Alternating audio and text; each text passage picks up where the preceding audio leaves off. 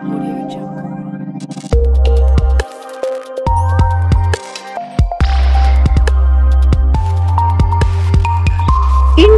TV 9 news Maharashtra. Rahul गांधींनी परदेशात जाऊन भारताची बदनामी केली, भारतीय लोकशाहीची बदनामी केली, भारताच्या संविधानाने तयार केलेल्या लोकशाहीच्या संस्थांची बदनामी केली आणि सातत्याने अशा प्रकारे ते ही बदनामी करतायत। हे अतिशय निंदनीय अशा प्रकारचं कार्य आहे।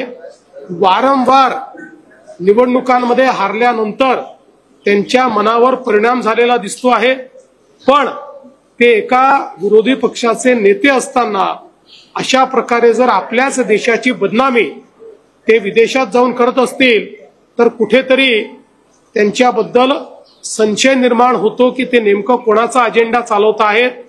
आणि विशेषतः माझा त्यांना सल्ला आहे, त्यांनी जनतेत जाऊन काम केलं पाहिजे।